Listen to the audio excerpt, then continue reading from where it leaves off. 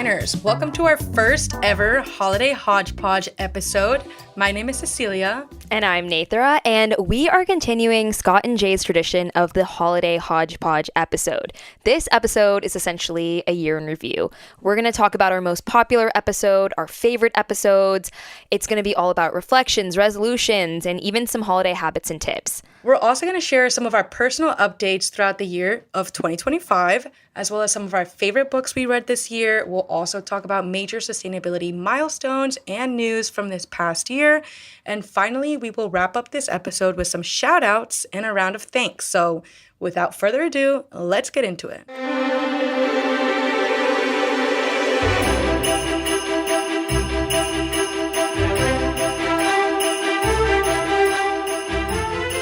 I can't believe it's 2026 in a couple weeks, because I remember 2016, which universally is like the best year on earth from just ever. Like, this is confirmed. Yes, this is a fact. The Migos era. Yes, 2016 was that year, but I can't believe it's going to be 10 years from that year. Like, I graduated high school in 2016, so now I feel old. I know, it's crazy when you put it in the perspective of like COVID was 6 years ago now. Yeah, that's wild. Like, whoa. Well, let's start with the podcast year review. You know, Definers, you guys really pulled through. We got nearly 40,000 downloads this year. Thank you to everyone who has listened. We are proud to be streaming on all major platforms. And a really cool thing that happened this year was getting named one of the top sustainability podcasts by Trellis Group, formerly known as Green Biz. We were 1 in 7 podcasts, and we're really surprised and humbled when we were forwarded the nomination. Cecilia and I put in hours a week to make episodes like this come to life, from brainstorming to recording to interviewing, and we just really couldn't be here without all your support. Yes, thank you so much to the Definers and to everyone that listens. We appreciate it so much. I appreciate it so much. I love being here and getting to share whatever sustainability topic we're defining. And Nathan and I both found out we were going to be the new hosts of this podcast back in December. So essentially, that is also another huge milestone for the podcast in 2025. Yeah. Jay and Scott put out an episode about how they were handing over the reins, and then we put out an episode, the Meet Your Host episode. So that was fun. But I applied to this job, I think, I don't even know what month it was, Nathan, actually, when I think about this. But it was 2025, right? Was it not? It was 2024. Maybe it was. It was 2024. Yeah, it was 2024. You're so right. We put out our first episodes in 2025. But yeah, we applied. I applied through my master's program. Scott actually came to talk to our class and got to meet Scott in person when he talked to our class. So that was cool. And he talked about how he was looking for a new host. So I figured, what's the harm in applying? You know, I love sustainability. I love to yap. It seemed like a good fit. I did not know that you met Scott in person. Yeah, I did. That's hilarious. We're homies like that. Well, I found out because Trish Kenlin, hey Trish, if you're listening, she is a sustainability careers expert and also a friend from my many conferences that I've attended in the sustainability world. And I used to formerly work in that space. So she posted on LinkedIn, and I felt very drawn to apply, and I ended up making a very goofy PowerPoint about why I would be Sustainability Define's perfect match. Oh my God, I didn't know you made a PowerPoint. I love a PowerPoint. That's cute. Nethra, I need to see this PowerPoint. I'm going to show it. Actually, I need to show this to you. I can't believe I never sent this to you, but yeah, I guess Scott and Jay either thought it was fun or just felt like deep pity for me, but the rest is history. I'm sure they thought it was fun. I mean, I still remember when we chatted for the first time with Scott and Jay, to talk about how you were going to be the new host, and we were deciding on our first episode, and then you and I sat down, we're talking about what is going to be our first episode. I remember it was such a big deal, and what do we know? It's our most popular episode 86 from the Hot Commodity series, Chocolate and Sustainability. And Definers, we hear you. You love the Hot Commodity series. Don't you worry, it'll be back. Yes. But that episode was not only great because it was our first, but we got to talk and hear from Tony's Choco Lonely and Bill from the World Cacao Foundation, which was amazing to have a corporation and then the nonprofit organization in one episode. It really brought it so well together. I loved it. Tony's origin story was one that I also did not expect at all, and it was super fun to learn about. Yeah, it was our first time recording, and I know we wanted to do a topic that felt interesting, but also like personal and like kind of like it had a fun barrier to entry. And of course, everyone loves chocolate. Right.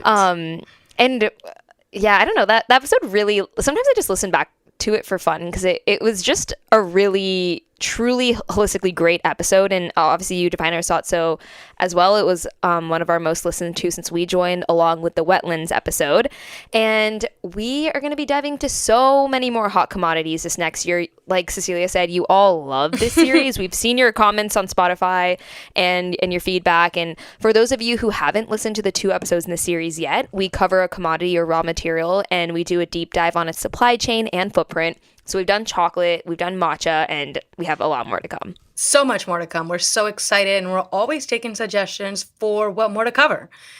Anyways, one big thing that happened this year is that Nethra and I became friends. Yes. As well as becoming host of this podcast, of course. But I'm super grateful that we got to become friends, Nethra, and I'm grateful for this opportunity to be here and talk to all you definers. I mean, talking to industry leaders and experts and bringing these conversations to you is always incredibly interesting. And definers, like Nethra said, we love seeing your emails. Quick shout out to Andrea, a definer who sent us an email after the Farm to Table episode. Yes. Andrea, I hope you found the local produce you were looking for in Ohio. Yes.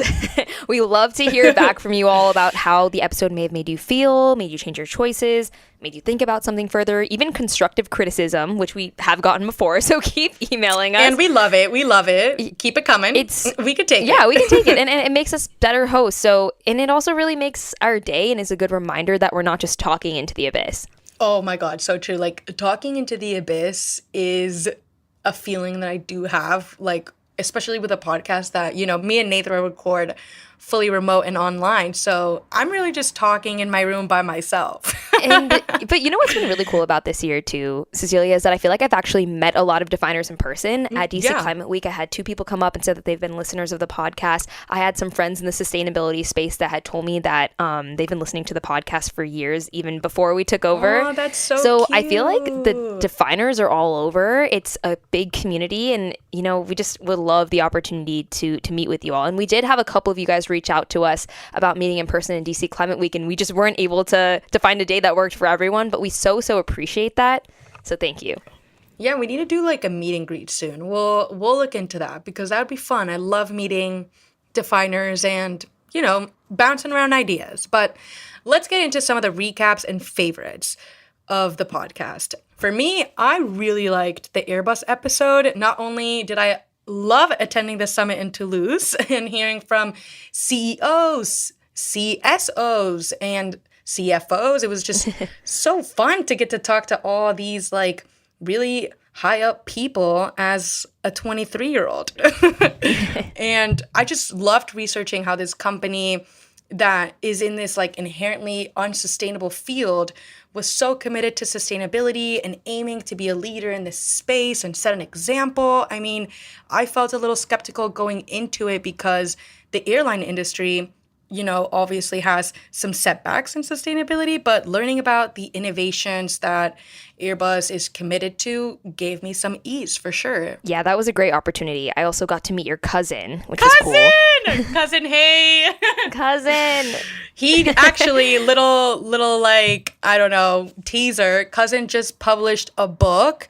If you guys want to go on Amazon and look up Cruz del Castillo or Cruz del Castillo, you can buy his books on Amazon. Cousin's making movies, cousin's writing books. I mean, wow, he does it all. I know, he's crazy. Yeah, I mean, that was also cool because we got to meet each other for the first time in France, of all places. Our friendship story. Right.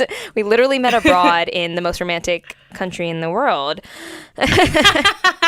And it was cool. Yeah, we were just holding hands, walking, you know, through the Airbus, like university. Yeah, we filmed some very goofy reels, and we had our mini mics as we were interviewing some of the industry experts. But it was cool to see their progress and how Airbus was advancing sustainable solutions. And it was also nice to attend because it felt like we could continue to hold companies to high standards in the space, because as a skeptic, I feel like it's nice to hear the initiatives, but I also want to see those initiatives come forward. So it was a cool opportunity. And, a lot has happened this year. I mentioned that we met in France. I was already there. I was, as some of you definers know, I quit my job in 2024. And 2025 was like my year of reckoning. I went to culinary school. I graduated from culinary school. I started a little food venture where I do pop-ups and supper clubs. I was unemployed for a good chunk of the year. Just, living life. I was living life. Yeah, it was crazy. So it's always crazy being unemployed. But Nethra, what a dream going to culinary school in Paris. Like, that's incredible. It really did inspire, actually my favorite episode, which was which I wanted to tell you guys about, which was the farm to table episode and the matcha episode. I'm definitely tied on those. But I think after graduating culinary school, I saw the intersection of food and sustainability in a totally different way. So, and I love that we explored that on the podcast a lot this season. Yeah. I also love exploring food. I mean, who doesn't love food? And I also think it's so I don't know if I would call this enlightening, but interesting to see where your food comes from and all the different steps it gets, to be on your plate. It's incredible. Really eye-opening. But I love cooking so much. I'm always trying new recipes, and I would love to go to culinary school one day. So, Nethra, you inspire me. Do it, Cecilia. Totally do it. Someday. But 2025 was also a major milestone for me. I graduated grad school, as some of you may have heard, and I got a Master's of Science from Georgetown. I got to meet some incredible, amazing people. I loved my cohort. We all became friends. It was incredible. And if you guys are listening, hey guys, hey cohort, hey MSCSM. Hey, I learned so much in this program. I mean, I learned how to code, and that gave me a lot of patience. But other than the program, this year in 2025, I had a lot of jobs definers. I was a barista. Then I was a business administrative assistant for Chip. Hey, Chip. I know all my about stories Chip. around Chip. Chip, it was just this older gentleman that was running businesses out of his house, and I was just basically doing his paperwork, okay? I love that. It was so interesting. But then I was a server, and then I got my first ever big girl job. So I'm currently working at an environmental consulting company in the DC area, and I'm just very excited to be starting my career in the sustainability industry, and I got to stay in DC, so that was also a cherry on top for me. Very thrilled for you, Cecilia. I know that you're on the job hunt, and we both were in the trenches together. But yeah. I mean, we both ended up landing something. For the definers that don't know, I recently got a job. I'm 2 weeks in. I started at Oatly. I'm doing beverage experience development for them. So it's a bit of market research, customer insights, and just recipe development, which I'm really excited about. Ooh, recipe development. Yes. It's a little bit different than my traditional sustainability roles that I've held in the past. But like I love to say, sustainability is not siloed to the sustainability department, and we need sustainability across all departments in every job. So I'm excited to bring that lens into this role. I love that. I love that you said that, Nethra, because I was literally about to say something along the lines of sustainability is in every practice. It has to be if we want to move the needle forward. And exactly. I've been really excited to be able to move back to New York City this year, even though I didn't have a job. I found a DC Climate Week. I did Marketplace of the Future, and that honestly really helped set me up to get this job. So for any definers out there that are unemployed, this is a great time to pour into your community and do volunteer projects, get involved with local organizations that could need your help, because all of this is still relevant experience for applying to a job, and I can speak to that firsthand. And I guess a cool update is I fostered a dog this year. Aww, and she was really sick. Cool. Yeah, she was really sick. She had upper respiratory virus, and I had to give her back to the shelter after my fostering was up, but she's adopted now, so yay. Oh, yay! Good news! Yes. I just watched Wicked. I was about to sing the good news, and I stopped myself.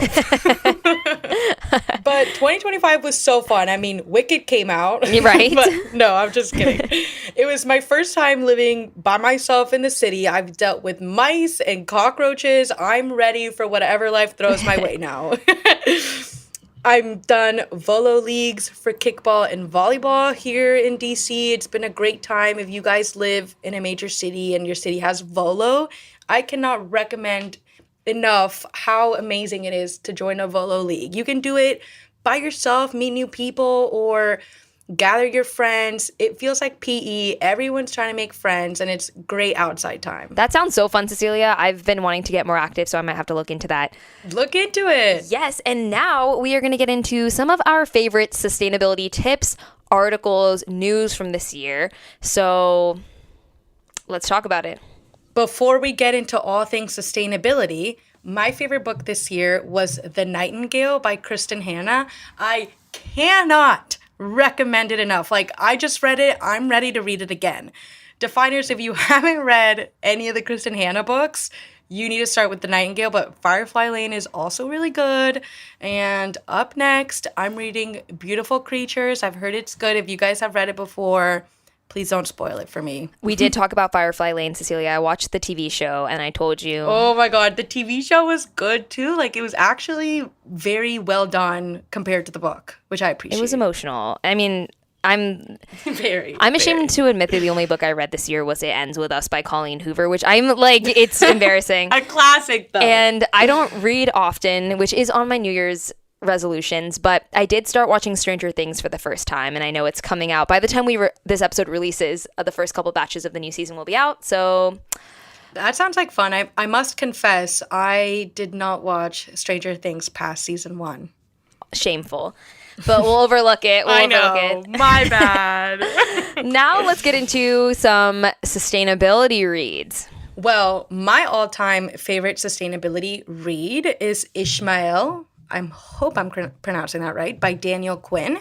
I read this book in college. This book is basically an entire dialogue between a man and a gorilla living in captivity, which, just bear with me, like, you're like, how do a gorilla and a man talk to each other? It's fictional, guys. It's not that serious. But it's so good because throughout their conversation, they explore humanity's destructive relationship with nature, and the book challenges the myths of modern civilization, and it gets really in depth through conversation. So it's fantastic, it's easy to keep up with, and it's a short read.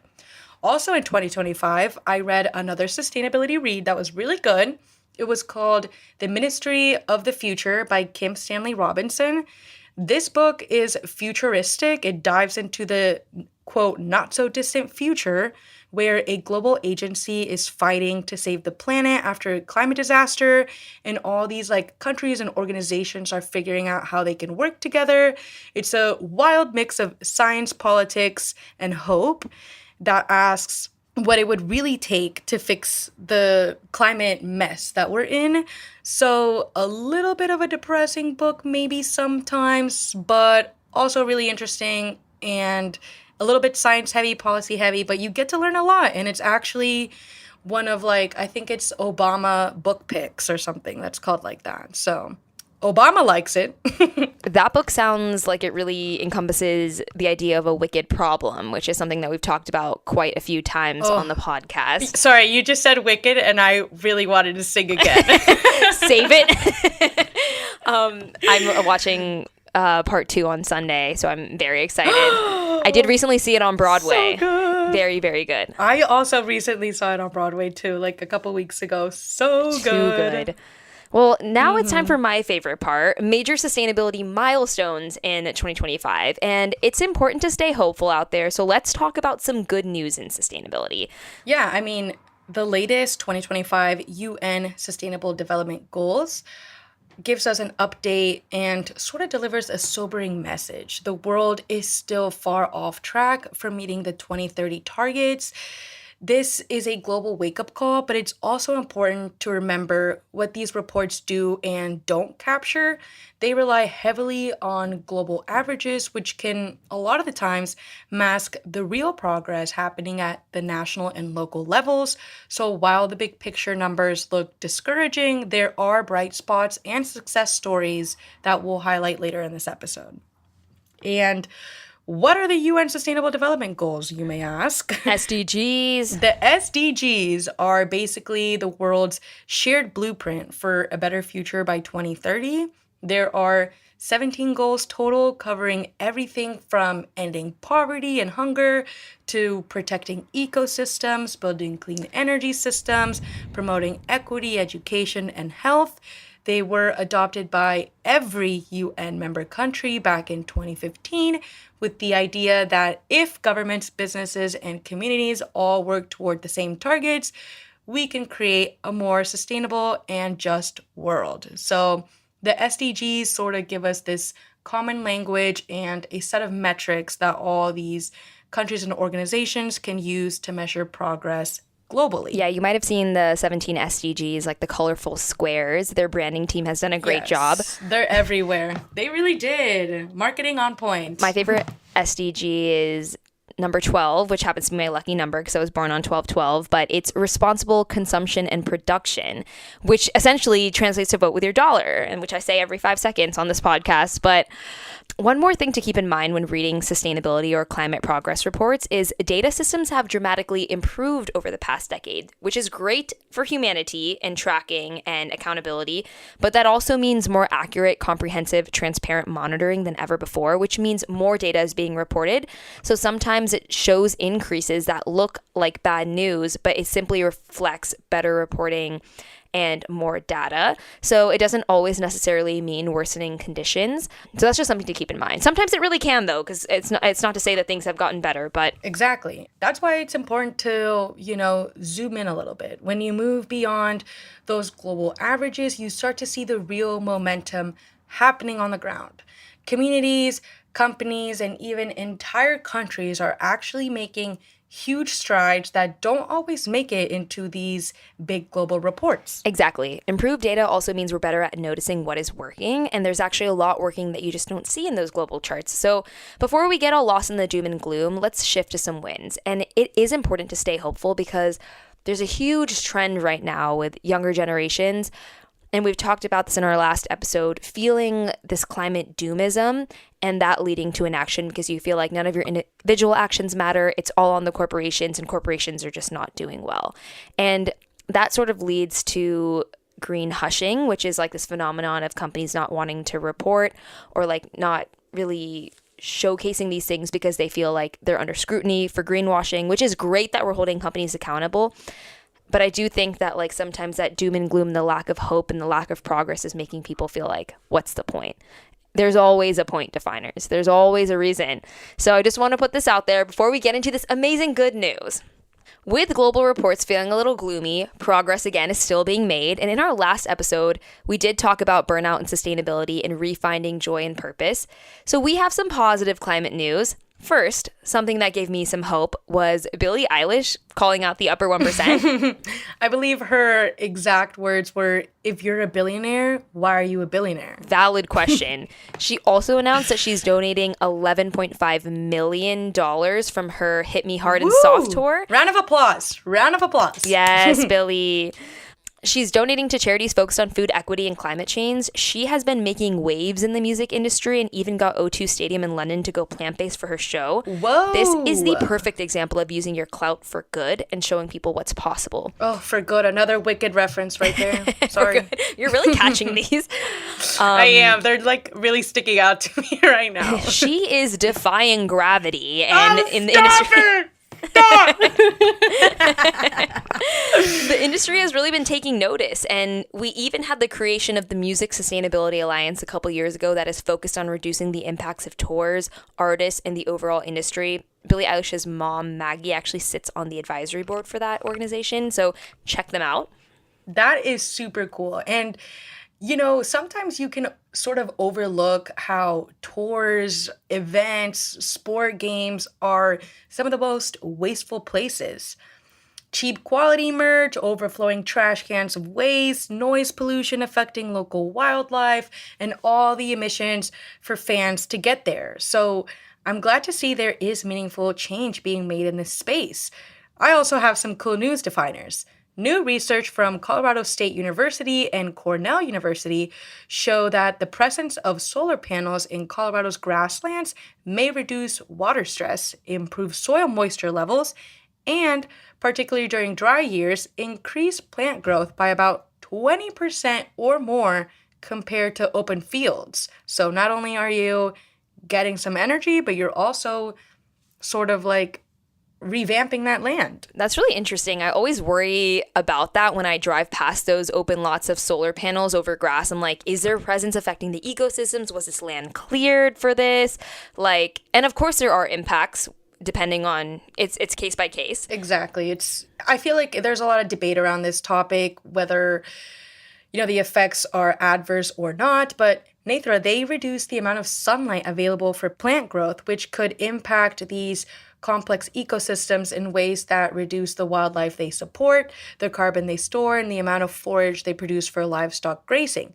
But the team at these universities found that plants beneath and around the solar panels in that environment benefit from partial shading and additional water that collects on those panels, which help them fight to survive during the harsh summer months that have low-key been made worse through climate change. Well, that's a weird win-win, but a cool reminder to see how we can get strategic about design and solar panel placement. Right. You know where I want to see them? I want to see solar panels over every massive parking lot. Same. Why are they not there? Yeah, no. And I've seen this come up a lot more, particularly in places like Florida. Wasted space, honestly. Yeah, exactly. In places like Florida where it gets so hot, it would be a real win. It would shade your car and also use up that dead space of a parking lot, and then it'll be less energy to like re-cool your car and all of those things. So yeah, honestly, you had me at shade your car. Like, I lived in Texas. I mean, you lived in Georgia. Those cars get so hot in the summer. Like, if you leave your crayon, it's melted in 20 minutes. It's crazy. There's nothing worse than burning your thighs on the car seat during the summer. I mean, but anyway, speaking of dead space, in June, French Polynesia was committed to live space and created the world's largest marine protected area, covering nearly 5 million square kilometers in the South Pacific. It will restrict harmful fishing and recreational activities, as well as pledge to expand by 500,000 square kilometers by 2026. So a big win there. yeah, and island nations are some of the most vulnerable in the climate crisis and are often the least responsible for the massive footprints of the Western world. So I'm thrilled to see these island nations taking back their waters and prioritizing the stewardship that is so central to a lot of their cultures as well.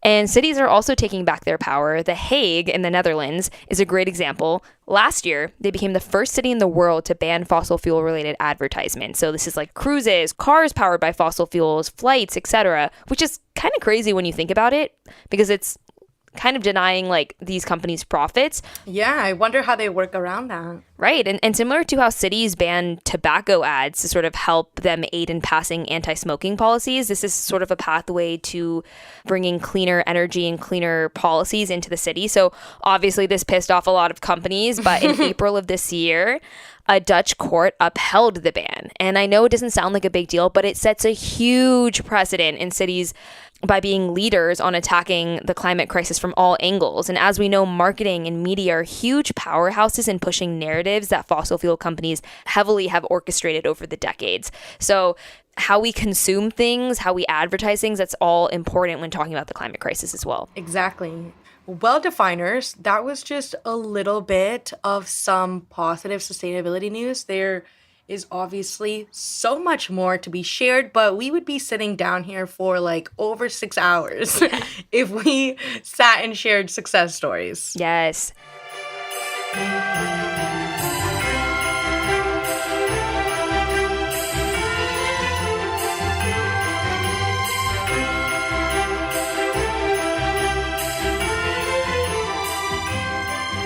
Now it's holiday season, and sure, it's cozy and magical and full of family time, but can also feel a little overwhelming. Toys are expensive, kids have wish lists longer than the TSA line, and you're just trying to survive. So what's a girl to do? Don't worry, we got you.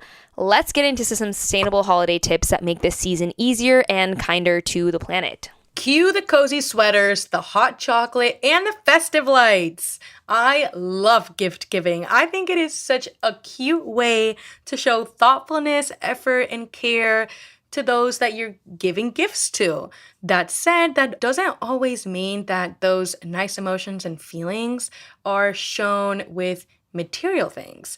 Tip number 1, go with experience gifts. An experience can be so much more meaningful and sentimental. Maybe, for example, your wife has expressed that she wants to start a new hobby like painting or ceramics or woodworking. Maybe you can buy her some classes that she can go to. Or a massage coupon never misses either. There's also so many more things you can do here that can cater to someone's specific needs or wants. It can be a membership pass to their favorite museum, maybe concert tickets. I like Ariana Grande, okay? Or maybe a cooking or a skills class. Like, I would love to take a knife skills class. I feel like that would be so fun. Anyway, get creative definers, gift experiences, and not clutter. Yeah, I feel like sometimes even like my friends who know me so well, they'll get me something material and it just doesn't fit correctly or I just don't end up using it. So yeah, it's hard. What I like to do if I am going to give something material is give something consumable. So like fancy spices, coffees, or tea. Like if you're a baking master and you want to bake some homemade goods for everyone, that's also great. A loaf of sourdough. Again, lots of room for creativity here. I love gifting a high quality olive oil or like hot sauce pack from a sustainable or regenerative business. So fancy of you, Nethra. Yeah, I mean, it feels elevated. It's also something that someone wouldn't really think to buy for themselves, so it feels like different. Right. And I'm also going to throw this out there. Vote with your dollar. Vote with your dollar. Second time this episode. Put your money back into the community. Gift giving is the ultimate time to invest in local businesses. I did this for my best friend last year, but I gave her a gift credit to a farmer's market. Some more established markets do this, so that way she can buy some nice local produce or like whatever it is, jams. You can also give them a credit to a local zero waste grocery store, sustainable business in the area. For my Brooklyn listeners, Pre-Cycle in Crown Heights is amazing, and they do gift cards. Even get them a year-long subscription to a compost service. Just avoid the trendy Amazon gift guide traps, folks. Even a restaurant credit to their favorite spot could be something interesting. That is amazing, a restaurant credit. In this economy, please. Seriously. And who doesn't love to eat? Now, for kids, these tips are not very applicable. Kids like toys and new fun things, but a lot of the times, maybe they don't notice that the toy is brand new. Introducing tip number 3. Try Facebook Marketplace, toy swaps, or consignment shops for a little bit of a secondhand moment. I love putting together fun baskets for people from things I have found secondhand. It makes it personal, but also doesn't feel cheap than, just buying one used item because you're putting it together and it shows, again, thoughtfulness, care, and effort. So that's a good way to get around some of the stigmas people may have around gifting secondhand or regifting maybe, but a basket can be a cute choice. Yes. Another tip for kids is choose durable toys over disposable ones. Prioritize toys that will actually last if you're going to do it. And prioritize toys that maybe encourage experimenting and sustainable learning, like a growing kit, a terrarium, something that they can get into and invest time and skills into. Oh my God, I love those type of toys. I would play as an adult with them, like the National Geographic toys at Barnes & Noble. Do you know what I'm talking about? I don't, but that sounds fun. Oh, they're so fun. You need to go to Barnes & Noble and go into the toy section because it's so fun. Because as an adult, you can play with toys too. The fun doesn't end, guys. True. Tip number 5, another great one for kids, do a pre-holiday toy swap. Encourage other families in your community or your area to trade gently used toys that maybe their kids don't use anymore with friends, family, or join a local toy swap event. Fantastic idea, but if that sounds too time consuming, don't worry, we've got another tip for the kiddos. Number 6 is to introduce the 4-gift rule. Make kids pick something that they want, something that they need, something to wear, and something to read. This helps reduce waste. So many times with kids and even dogs, like my mom will get my dog so many toys and like she'll end up chewing like my shoe or like she'll like get really fascinated by like a toilet paper roll. So right. We really don't need as much as we think they do. And you've probably seen those overcrowded toy rooms that every family has. So it's just so much clutter. It's overwhelming. Also, clutter feels overwhelming, but enough of the kids. We all love to look good and feel good on the holidays, but maybe it can be stressful to plan out multiple outfits for a holiday season. Introducing tip number 7. Rewear those holiday outfits. We love a rewear or a secondhand queen. But if you are a diva like me and you like fun new items or pieces, as I call them, to the wardrobe and you like to dress up, try a clothing rental service like Nuuly.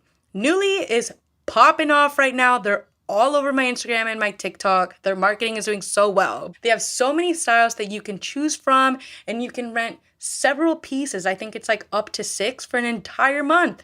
And I've also used other sites like Rent the Runway.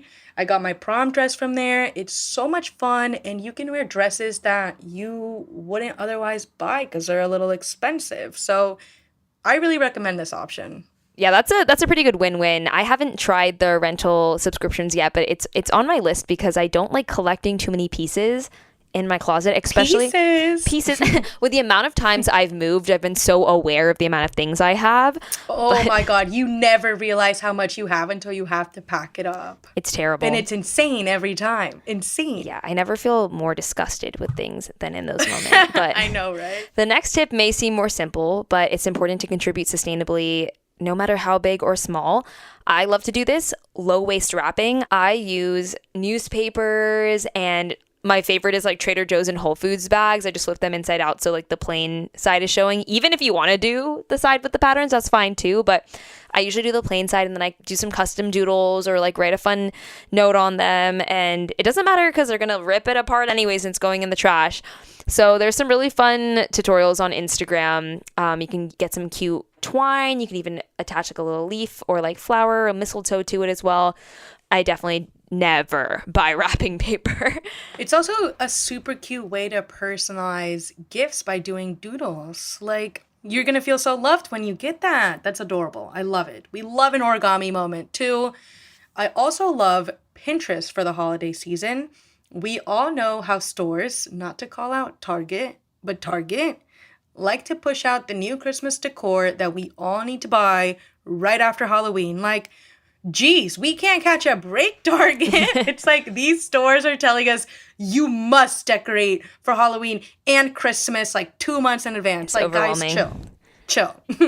The point is, Pinterest has a lot of fun DIY crafts that you can do to decorate your home and bring some of that Christmas spirit and magic. But making crafts is such a fun activity. You can do this with family, friends. It can be a cute little date moment. Whatever you wanted to do, make the crafts more merry and bright.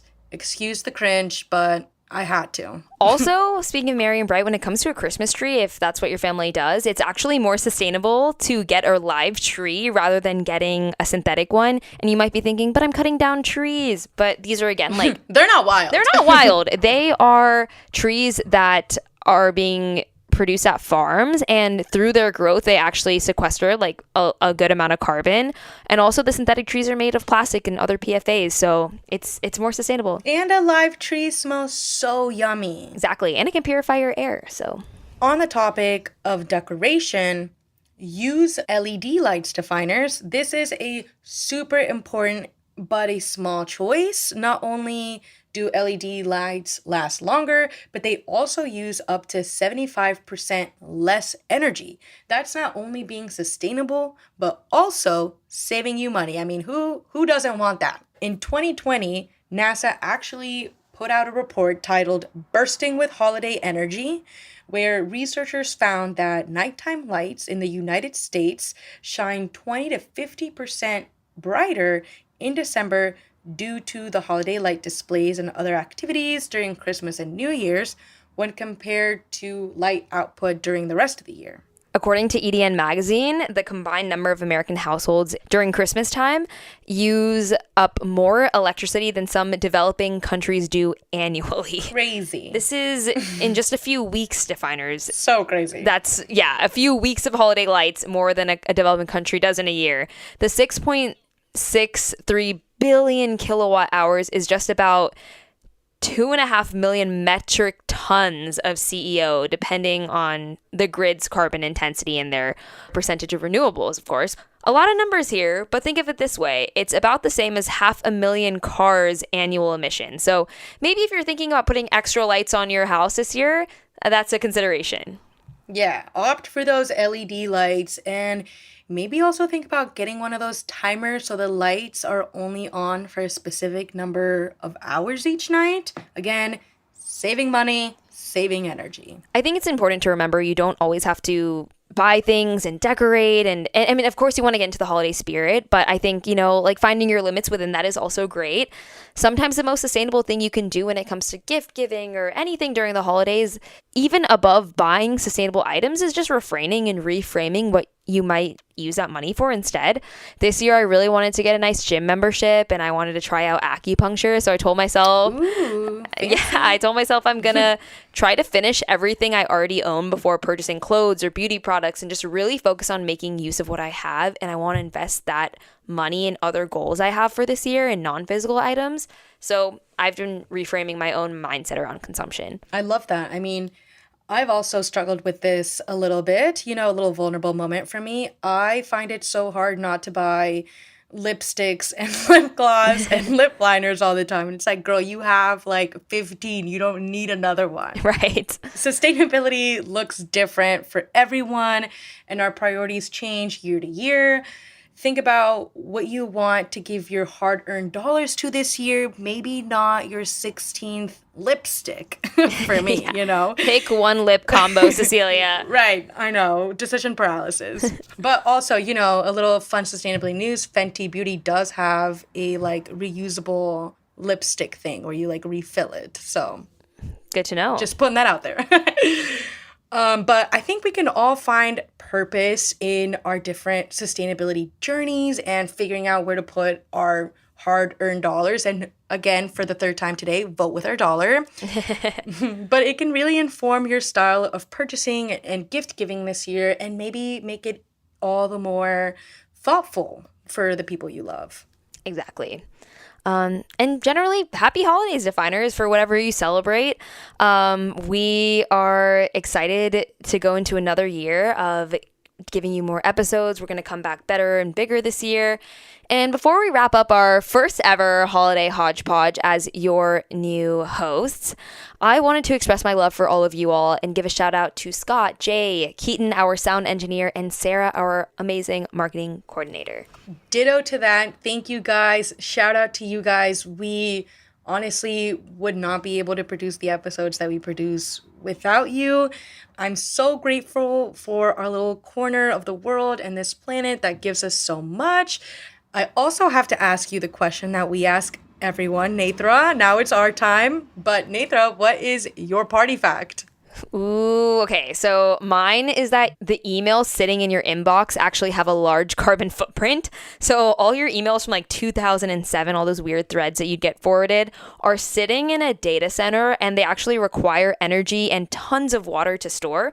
So the cloud is just a data center somewhere far off that is not your physical device. So go through and get ready for the new year and do a little declutter and delete those emails. Your storage and the planet will thank you. That is crazy. And I'm scared to check my email now, Nethra. That is scary a little bit. Also, in 2007, I was 6. That's scary, Cecilia. FOMO, but no.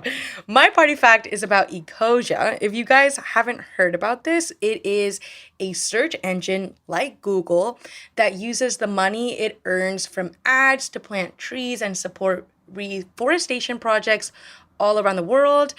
To this day, they have planted almost 250 million trees and donated around 98 million euros to climate action projects around the world. So if you guys are still using Google, switch to the search engine. You'll love it like I do. It's also cute and fun, and they have fun cartoons on there. I actually use it too. It's actually just a Chrome extension, and this is not sponsored, Definers. We just both love it. It's also cool because you can turn off the AI capabilities, so you're saving a lot more energy per search as well. Yes. because the AI is so annoying on Google sometimes. The cool thing about this search engine too is that it tells you how many trees you personally have planted. Oh my God, I didn't know based that. off like how much you use that search engine. Oh, I So it's just also saw cool. mine. I've planted 3. I just looked at mine. I've planted 3 trees. Oh, cute! You're a mommy. I'm a mommy. Mamacita? Mamacita. Well, Definers, this has been our Holiday Hodge-Podge episode, continuing Scott and Jay's tradition of their Holiday Hodge-Podge episodes. We hope you guys enjoyed this. Hearing a little bit about ourselves, what we like to do, what we've done this past year, as well as hearing about some sustainability milestones and holiday tips. Yes, and we will see you next year, Definers. 2026. Can't believe it's here. My name is Cecilia. And I'm Nethra, and this is Sustainability Defined. See you next time.